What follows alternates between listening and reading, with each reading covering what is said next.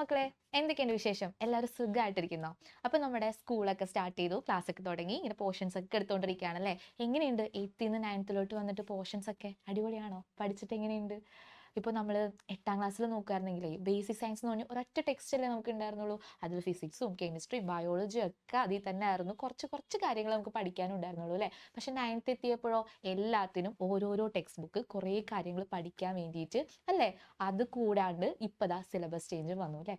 അപ്പോൾ നമുക്ക് ഒരു കാര്യത്തിൽ ഇച്ചിരി സമാധാനിക്കാതെന്ന് വെച്ചിട്ടുണ്ടെങ്കിൽ കെമിസ്ട്രിയിൽ സിലബസ് ചേഞ്ചിന്റെ ഭാഗമായിട്ട് വലിയ മാറ്റങ്ങളൊന്നും ഉണ്ടായിട്ടില്ല കേട്ടോ. ഇപ്പോൾ കെമിസ്ട്രിയുടെ ഫസ്റ്റ് ചാപ്റ്റർ എടുക്കുകയാണെങ്കിൽ കുറച്ച് കാര്യങ്ങൾ ഇച്ചിരി കാര്യമായിട്ട് ആഡ് ഓൺ വന്നിട്ടുണ്ട്. പക്ഷെ എന്നാലും പഠിച്ചെടുക്കാവുന്ന പോർഷൻസേ ഉള്ളൂ. ബാക്കിയെല്ലാം ഓൾമോസ്റ്റ് സിമിലർ ഒക്കെ തന്നെയാണ് നമ്മുടെ ഫസ്റ്റ് വോളിയത്തിൽ.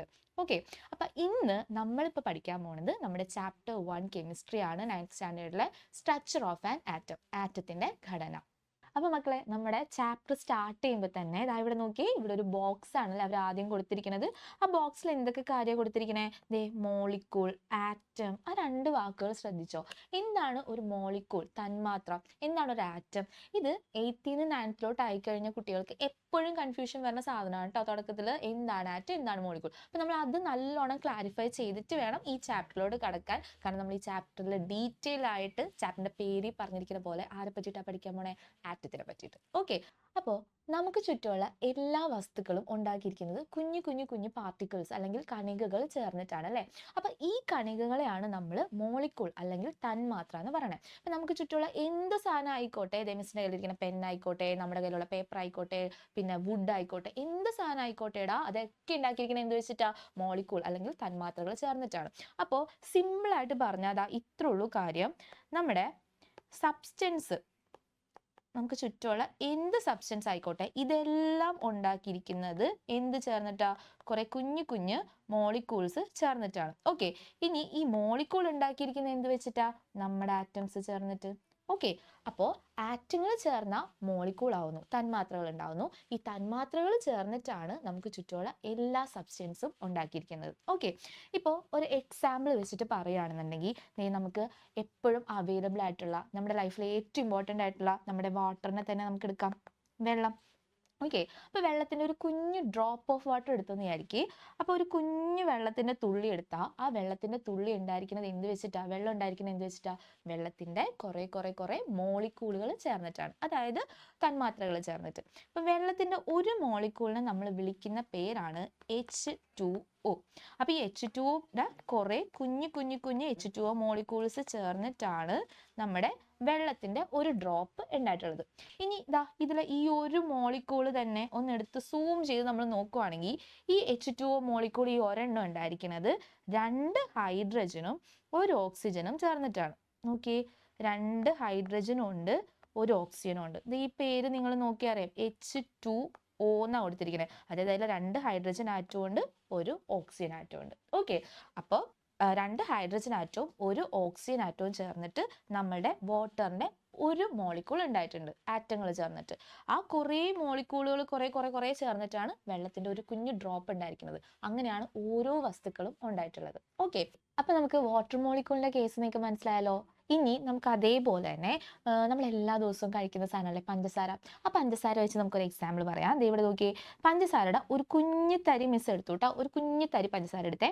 ഈ പഞ്ചസാരയുടെ ഒരു കുഞ്ഞു തരി ഇതേപോലെ തന്നെ ഉണ്ടായിരിക്കണം എന്ത് വെച്ചിട്ടാ? പഞ്ചസാരയുടെ കുറേ മോളിക്യൂളുകൾ ചേർന്നിട്ടാണ് അല്ലേ?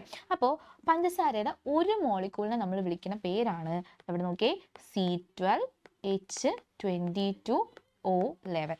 ഇത്ര വലിയ പേരിട്ട് പേടിക്കണ്ട, ഇത് ഒരു മോളിക്യൂളിനെ വിളിക്കുന്ന പേരാണ് കേട്ടോ. അപ്പോൾ ഈ പേരിന് നമ്മൾ പറയുന്ന ഒരു വാക്കാണ് കെമിക്കൽ ഫോർമുല അല്ലെങ്കിൽ രാസസൂത്രം. ഓക്കെ, നമ്മുടെ ടെക്സ്റ്റിൽ ഫസ്റ്റ് പേജിലെ ബോക്സിൽ കെമിക്കൽ ഫോർമുല എന്നൊക്കെ പറഞ്ഞ് കൊടുത്തിട്ടുണ്ട്. സംഭവം ദേ ഇതാണ്, അതായത് ഒരു മോളിക്യൂളിനെ നമ്മൾ എഴുതുന്നത് ഈ രീതിയിലാണ്. ഓക്കെ, അപ്പോൾ ഇങ്ങനത്തെ കുറേ C12H22O11 മോളിക്യൂളുകൾ ചേർന്നിട്ടാണ് ഷുഗർ എന്ന് പറയുന്ന ആ ഒരു സബ്സ്റ്റൻസ്, ആ ഒരു പദാർത്ഥം ഉണ്ടായിട്ടുള്ളത്. അതിൽ കാർബൺ ആറ്റംസ് എത്ര എണ്ണം ഉണ്ട്? 12 എണ്ണം. ഹൈഡ്രജൻ ആറ്റം എത്ര എണ്ണം ഉണ്ട്? 22. ഓക്സിജന്റെ 11. ഇതൊക്കെ ആറ്റങ്ങളാണ് കേട്ടോ മക്കളെ. അതായത് ഈ ഒരു മോളിക്യൂൾ ഉണ്ടായിട്ടുള്ളത് കാർബണിന്റെ 12 ആറ്റം, ഹൈഡ്രജന്റെ 22 ആറ്റം, ഓക്സിജന്റെ 11 ആറ്റങ്ങൾ ചേർന്നിട്ടാണ്. ഓക്കെ, അപ്പോൾ സെയിം കേസ് തന്നെ, ആറ്റങ്ങൾ ചേർന്നിട്ട് എന്തുണ്ടായി? മോളിക്യൂൾ ഉണ്ടായി. മോളിക്യൂളുകൾ ചേർന്നിട്ട് എന്തുണ്ടായി? സബ്സ്റ്റൻസ് ഉണ്ടായി. ഓക്കെ, ഇനി വേറൊരു എക്സാമ്പിൾ നമുക്ക് നോക്കാം. ഗ്ലൂക്കോസ്. ഗ്ലൂക്കോസിന്റെ ഒരു മോളിക്കൂൾ എന്ന് പറഞ്ഞിട്ടുണ്ടെങ്കിൽ ദാ ഫോമിൽ ഇതാണ് C6H12O6.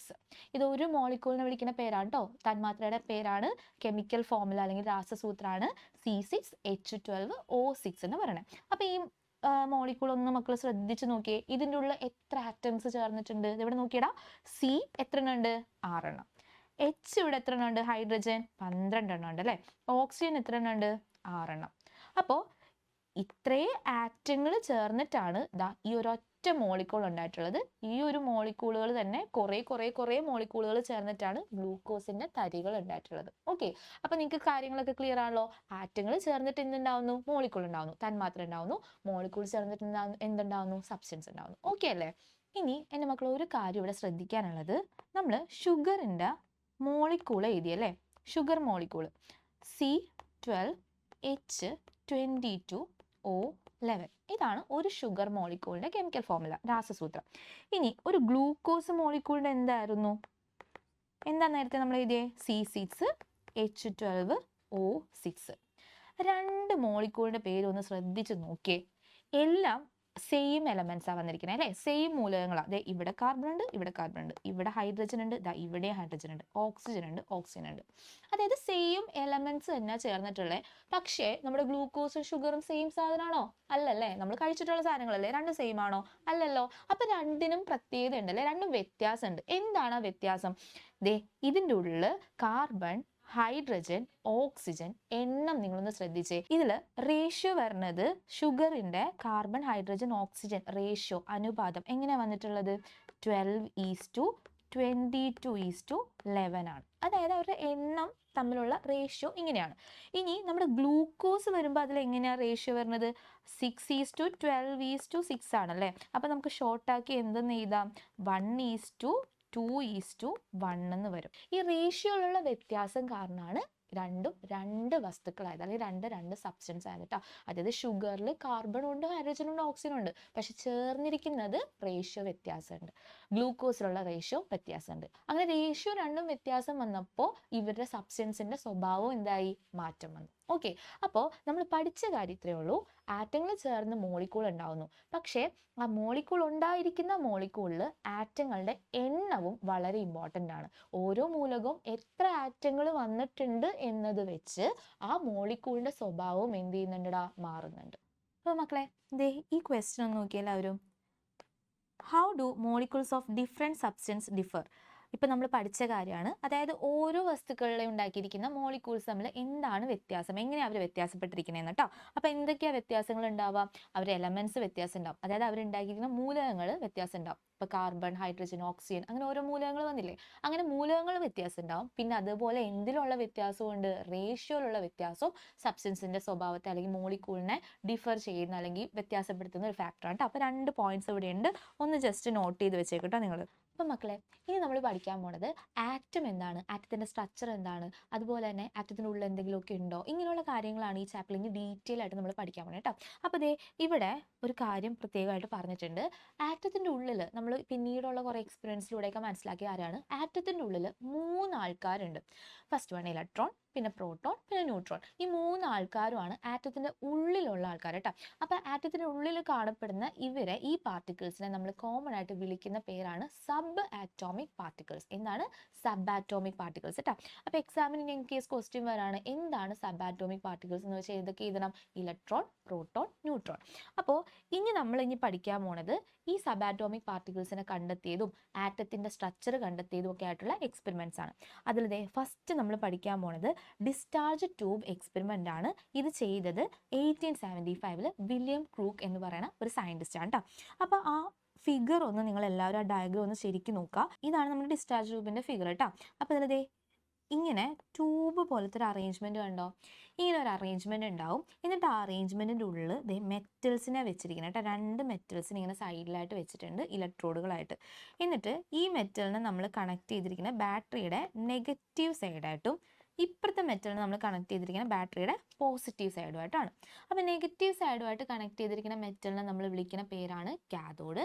പോസിറ്റീവ് സൈഡുമായിട്ട് കണക്ട് ചെയ്തിരിക്കുന്ന മെറ്റൽ ഏതാണ്? ആനോഡ് എന്നുമാണ് പറയുന്നത്. ഓക്കെ അല്ലേ?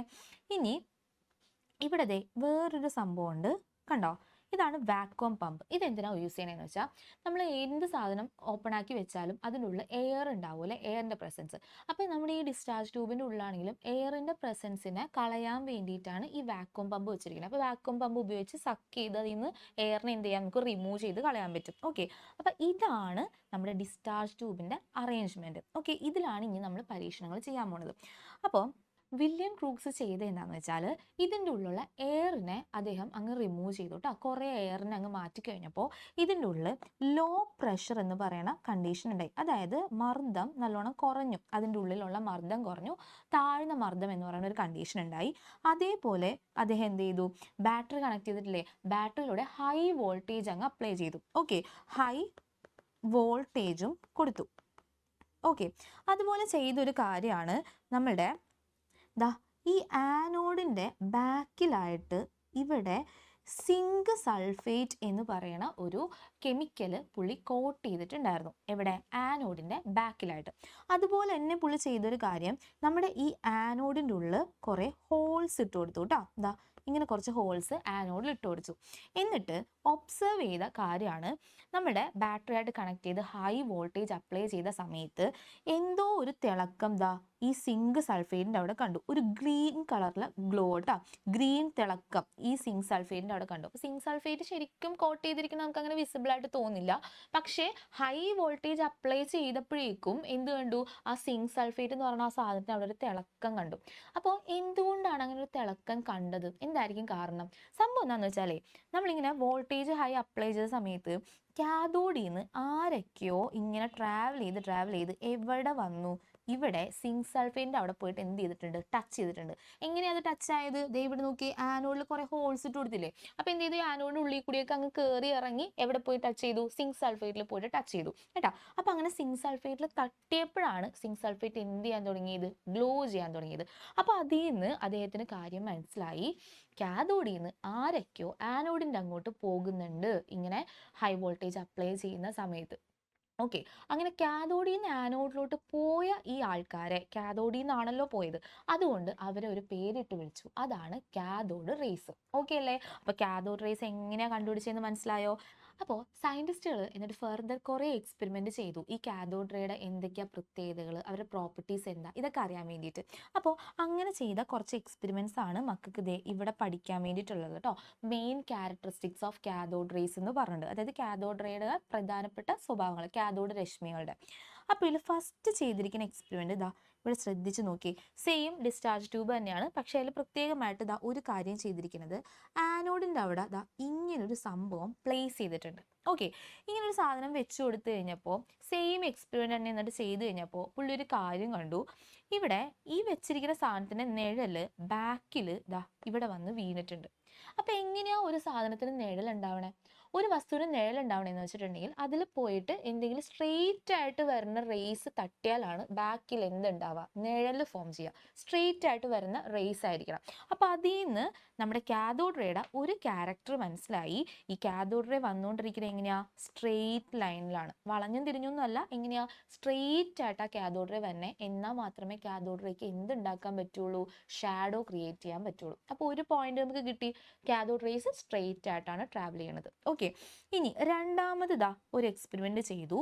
പുള്ളി എന്ത് ചെയ്തു എന്ന് വെച്ചിട്ടുണ്ടെങ്കിൽ, ഈ കാഥോഡിൻ്റെ ആനോഡിൻ്റെ ഇടയിൽ ഒരു കറങ്ങുന്ന ഒരു വീല് പോലത്തെ ഒരു സംഭവം വെച്ചു കൊടുത്തു. ഓക്കെ, എന്നിട്ട് ഈ സെയിം എക്സ്പെരിമെൻ്റ് തന്നെ ചെയ്തു നോക്കിയപ്പോൾ മനസ്സിലായി, ഈ വീല് കിടന്ന് കറങ്ങുന്നുണ്ട്, കണ്ടോ, ടേൺ ചെയ്യുന്നുണ്ട് ഇങ്ങനെ. അപ്പോൾ ഒരു സാധനം കിടന്ന് കറങ്ങണം എന്നുണ്ടെങ്കിൽ ആ വസ്തുവിൽ മാസ്സുള്ള ഒരു സാധനം പോയിട്ട് തട്ടണ്ടേ? ചുമ്മാ നമ്മൾ എന്തെങ്കിലും ഒരു സാധനം വെച്ചാൽ അത് കറങ്ങുമോ? ഇല്ല. നമ്മൾ അതിനെ തട്ടി കൊടുക്കുകയാണെങ്കിൽ അത് കറങ്ങും അല്ലേ? അതേപോലെ ഈ വീല് കറങ്ങാൻ തുടങ്ങി. എപ്പോൾ എന്തോ ഒരു സാധനം വന്നതിൽ തട്ടി, അപ്പോൾ ആ സാധനത്തിന് എന്തുണ്ട്, മാസ് ഉണ്ട്.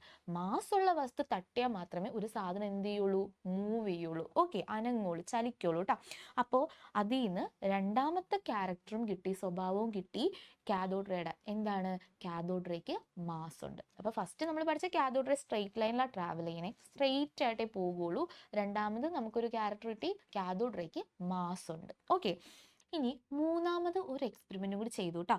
ആ എക്സ്പെരിമെൻ്റ് ഫിഗറാണ് ഇവിടെ തൊട്ടിപ്പുറം കൊടുത്തിരിക്കുന്നത്. ആ ഫിഗർ ഒന്ന് നോക്കിയേ. ഇതിൽ ഇത്രയും നേരം പുള്ളി ചെയ്തപ്പോൾ കണ്ടതെന്ന് വെച്ചിട്ടുണ്ടെങ്കിൽ നമ്മുടെ കാഥോഡിൽ നിന്ന് ആനോഡിലോട്ട് ഇങ്ങനെ സ്ട്രെയിറ്റ് ആയിട്ടാണല്ലോ കാഥോഡ് റേസ് പൊയ്ക്കൊണ്ടിരുന്നത്. പക്ഷെ ഇനിയിപ്പോൾ ചെയ്ത് നോക്കിയപ്പോൾ അദ്ദേഹം ഒരു വ്യത്യാസം വരുത്തി. ഇവിടെ ദാ ഇലക്ട്രിക് ഫീൽഡ് രണ്ട് സൈഡിലും അപ്ലൈ ചെയ്ത് കൊടുത്തു. ഓക്കെ, അപ്പോൾ ഈ സൈഡ് ഇതേ പോസിറ്റീവ് ചാർജും ഉണ്ട്, ഇപ്പുറത്തെ സൈഡ് എന്തുണ്ടാ നെഗറ്റീവ് ചാർജും ഉണ്ട്. അങ്ങനെ നോക്കിക്കഴിഞ്ഞപ്പോൾ പുള്ളി ഒരു കാര്യം ശ്രദ്ധിച്ചു. ഇത്രയും നേരം നേരെ പൊക്കൊണ്ടിരുന്ന ആൾക്കാരെ ഇപ്പം കാണുന്നില്ല. അവരെന്ത് ചെയ്തു? ഡിഫ്ലക്റ്റ് ചെയ്ത്, അതായത് ഇങ്ങനെ തിരിഞ്ഞിട്ട് ഇതാ ഈ പോസിറ്റീവിൻ്റെ അടുത്തോട്ട് വരുന്നതായിട്ട് കണ്ടു. ഓക്കെ, പോസിറ്റീവായിട്ടുള്ള ഏരിയയിലോട്ട് വന്നു. അപ്പം പോസിറ്റീവിലോട്ട് അട്രാക്ട് ചെയ്യണം എന്നുണ്ടെങ്കിൽ, ആകർഷിക്കപ്പെടണം എന്നുണ്ടെങ്കിൽ കാഥോഡ് റേയുടെ ചാർജ് എന്തായിരിക്കണം? എന്ത് ചാർജ് ആയിരിക്കണം? Negative charge. ഓക്കെ, അപ്പം നെഗറ്റീവല്ലേ പോസിറ്റീവിലോട്ട് അട്രാക്ട് ചെയ്യുള്ളൂ. അപ്പോൾ കാഥോഡ് റേക്ക് ചാർജ് ഉണ്ടെന്ന് മനസ്സിലായി. എന്ത് ചാർജ്? Negative charge. അപ്പോൾ 3 കാര്യങ്ങളാണ് ഈ 3 എക്സ്പെരിമെൻ്റ് വഴിയായിട്ട് കണ്ടെത്തിയത്. ഫസ്റ്റ് കാര്യം എന്തായിരുന്നു? സ്ട്രെയിറ്റ് ലൈനിൽ ട്രാവൽ ചെയ്തു. രണ്ടാമത്തെ കാര്യം കാഥോഡ് റേക്ക് മാസ് ഉണ്ട്. മൂന്നാമത്തെ കാര്യം എന്താ? കാഥോഡ് റേക്ക് ഒരു ചാർജ് ഉണ്ട്. ആ ചാർജാണ് എന്ത്? Negative charge. അപ്പോൾ അതിൽ നിന്ന് ഫർദർ കണ്ടുപിടിച്ച കാര്യങ്ങളിൽ നിന്നൊക്കെ ഇങ്ങനെ മനസ്സിലായി കാഥോഡ് റേ എന്ന് പറയുന്ന സാധനത്തിന് ഇതിൻ്റെ ഉള്ളിൽ നമ്മളിപ്പോൾ ഗ്യാസ്, ഈ നമ്മുടെ ഡിസ്ചാർജ് ട്യൂബില്ലേ, ആ ഡിസ്ചാർജ് ട്യൂബിൻ്റെ ഉള്ളിൽ ഇപ്പോൾ നമ്മൾ വേറെ എന്തെങ്കിലും ഗ്യാസ് ഒക്കെ ഫില്ല് ചെയ്തു, ഇപ്പോൾ ഓക്സിജൻ, നൈട്രജൻ, ഹൈഡ്രജൻ, അങ്ങനെ പല ഗ്യാസുകളില്ലേ, ഏത് ഗ്യാസ് ഫില്ല് ചെയ്താലും നമ്മുടെ കാഥോഡ് റേക്ക് ഒരു മാറ്റവും ഇല്ല. അതായത് നമ്മൾ ഈ പഠിച്ച ഈ 3 പോയിന്റ്സിലെ അവരുടെ സ്വഭാവം, ആ സ്വഭാവത്തിന് ഒരു മാറ്റവും ഇല്ല എന്നുള്ളത് മനസ്സിലായി. പിന്നെ അതുപോലെ പുള്ളി എന്ത് ചെയ്യുന്നു വെച്ചാൽ അതിൻ്റെ സൈഡിലുള്ള മെറ്റലുകളില്ലേ, മെറ്റൽസിനെ മാറ്റി കൊടുത്തു. മെറ്റൽസ് നമ്മൾ വേറെ ഏത് മെറ്റൽ വെച്ചാലും കാഥോഡ് റേയുടെ സ്വഭാവത്തിന് മാത്രം ഒരു മാറ്റമില്ല. അങ്ങനെ വന്നപ്പോൾ നമുക്ക് അതിൽ നിന്നൊരു കാര്യം ക്ലിയർ ആയിട്ട് സയൻറ്റിസ്റ്റുകൾക്ക് മനസ്സിലായി. അതായത് ഏത് ഒബ്ജക്റ്റുകൾ എടുത്താലും അതിൻ്റെ ഉള്ളിലൊക്കെ എന്തുണ്ട്?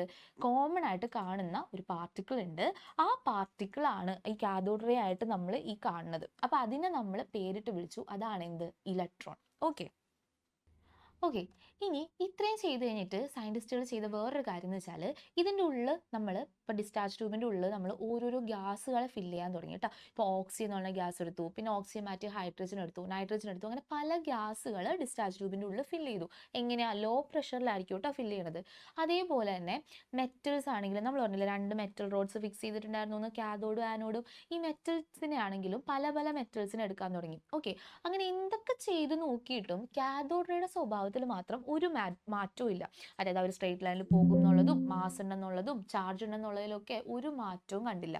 അങ്ങനെ സയൻറ്റിസ്റ്റുകൾക്ക് ഒരു കാര്യം മനസ്സിലായി. ഇതവിടെ നോക്കിയേ, ഏത് പാർട്ടിക്കിൾസ് എടുത്താലും ആ പാർട്ടിക്കിളിൻ്റെ എല്ലാത്തിൻ്റെ ഉള്ളിൽ എന്തുണ്ട്? ഒരേപോലത്തെ എന്തോ ഒരു വസ്തുക്കളുണ്ട്. ഓക്കെ, ഇനി ആ വസ്തുക്കളെയാണ് നമ്മൾ പിന്നീട് ഇലക്ട്രോൺ എന്ന് പറഞ്ഞ പേരിൽ വിളിക്കാൻ തുടങ്ങിയത്. ഓക്കെ, അപ്പോൾ കാഥോഡ് റേസിൽ എല്ലാത്തിലും ഒരു പർട്ടിക്കുലർ സബ്സ്റ്റൻസ് ഉണ്ട്. അതാണ് അതിൻ്റെ സ്വഭാവം. ഓരോരോ വസ്തുക്കൾ മാറണം എന്ന് പറഞ്ഞാൽ മാറണമെന്നില്ല. അതുകൊണ്ട് അവരെ നമ്മൾ പേരിട്ട് വിളിച്ചു. എന്താണ് അവർ? ഇലക്ട്രോൺസ്. ഓക്കെ, ഇലക്ട്രോൺസ് എന്ന് പേരിട്ട് വിളിച്ചത് നമ്മുടെ ജെ തോംസൺ ആണ് കേട്ടോ. വെരി ഇമ്പോർട്ടൻ്റ് ആട്ടോ മക്കളെ. ഇലക്ട്രോൺസിനെ കണ്ടുപിടിച്ചത് ആരാണ് എന്നുള്ളൊരു ക്വസ്റ്റ്യൻ മിക്കവാറും വരാറുണ്ട്. ജെ തോംസൺ ആണ് ആള്. ഓക്കെ, ഇനി ജെ തോംസൺ കണ്ടുപിടിച്ച മറ്റൊരു കാര്യമാണ് ഇലക്ട്രോൺസിൻ്റെ മാസോ ഇലക്ട്രോണിൻ്റെ ചാർജോ ഒന്നും ആ ഒരു സമയത്ത് കണ്ടുപിടിക്കാനായിട്ട് പറ്റിയില്ല. പകരം ജെ തോംസൺ കണ്ടുപിടിച്ചത് ഇലക്ട്രോണുകളുടെ ചാർജ് ടു മാസ് റേഷ്യോ, ഇലക്ട്രോണുകളുടെ ചാർജും മാസും കൂടിയുള്ള റേഷ്യോ കണ്ടെത്താൻ ആർക്ക് പറ്റി? ജെ തോംസന് പറ്റി കേട്ടോ. അപ്പോൾ ഇൻ കേസ് ഒരു ക്വസ്റ്റ്യൻ വരാണെങ്കിൽ എഴുതിക്കൊള്ളണം, ജെ തോംസൺ ഇലക്ട്രോണുകളുടെ ചാർജ് ടു മാസ് റേഷ്യോ കണ്ടുപിടിച്ചിട്ടുണ്ട്. ഓക്കെ അല്ലേ? അപ്പോൾ നമ്മൾ നേരത്തെ പഠിച്ചത് ഇലക്ട്രോണിനെ എങ്ങനെയാണ് കണ്ടുപിടിച്ചെന്നുള്ളതാണ്. ഇനി ഇതേ നമ്മൾ പഠിക്കാൻ പോണത് പ്രോട്ടോണിൻ്റെ ഡിസ്കവറിനെ പറ്റിയിട്ടാണ് കേട്ടോ.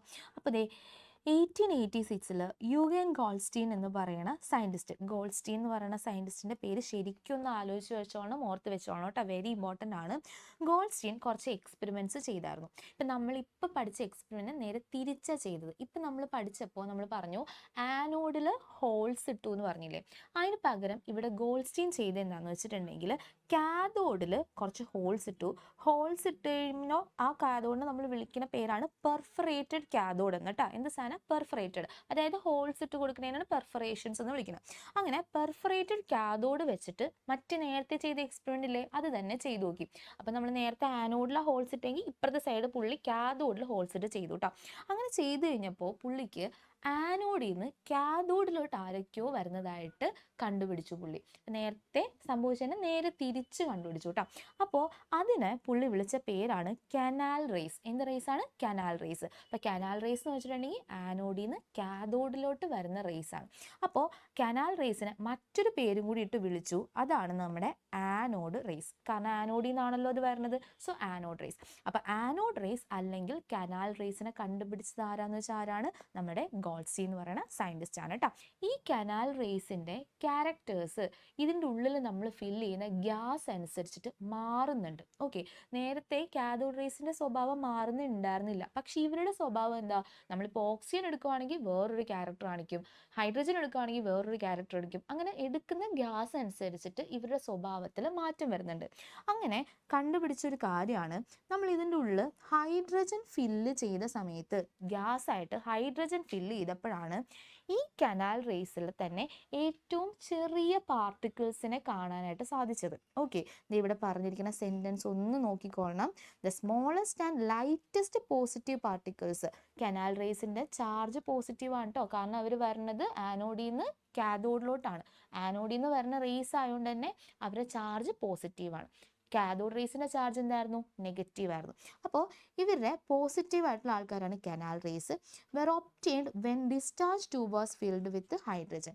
ഹൈഡ്രജൻ ഫില്ല് ചെയ്തപ്പോൾ എങ്ങനത്തേനെ കിട്ടി? സ്മോളസ്റ്റും ലൈറ്റസ്റ്റും ആയിട്ടുള്ള പോസിറ്റീവ് ചാർജുള്ള പാർട്ടിക്കിൾസിനെ കിട്ടിയെന്നാണ് പറയണത്. അപ്പോൾ ഓരോ ഗ്യാസ് ഫില്ല് ചെയ്യുന്ന അനുസരിച്ചിട്ട് ആ കനാൽ റേസിൻ്റെ ക്യാരക്ടർ മാറിയിട്ടുണ്ടായിരുന്നു. അതിൽ ഏറ്റവും സ്മോളസ്റ്റും ലൈറ്റസ്റ്റും കിട്ടിയത് എപ്പോഴാണ്? നമ്മുടെ ഹൈഡ്രജൻ ഫില്ല് ചെയ്തപ്പോഴാണ്. ഓക്കെ അല്ലേ? ഇനി ഈ കനാൽ റേസിലുള്ള പാർട്ടിക്കിൾസിനെ പിന്നീട് നമ്മുടെ റുദർഫോർഡ് ഒരു പേരിട്ട് വിളിച്ചു, അതാണ് പ്രോട്ടോൺ. എന്താണ് മക്കളെ? പ്രോട്ടോൺസ് കേട്ടോ. അപ്പോൾ പ്രോട്ടോൺസിനെ കണ്ടുപിടിച്ചത് ആരാണ് എന്നൊരു ക്വസ്റ്റ്യൻ ചോദിച്ചാൽ അതാരാണ്? റുദർഫോർഡ് ആണ്. കനാൽ റേസ് അല്ലെങ്കിൽ ആനോഡ് റേസിൻ്റെ പ്രസൻസ് ആദ്യമായിട്ട് കണ്ടുപിടിച്ചത് ആരാണെന്ന് വെച്ചാൽ അതാരാണ്? യുഗൻ ഗോൾസ്റ്റീൻ ആണ്. ഓക്കെ അല്ലേ? പ്രോട്ടോൺസ് കണ്ടുപിടിച്ചത് ആരാണെന്ന് ഇപ്പോൾ കിട്ടിയല്ലോ. അപ്പോൾ മക്കളെ, നമ്മളിന്ന് പഠിച്ച പോർഷൻസ് ഒക്കെ നിങ്ങൾക്ക് ക്ലിയർ ആയോ? ഡൗട്ട്സ് എന്തെങ്കിലും ഉണ്ടോ? എല്ലാം ഓക്കെ ആയില്ലേ?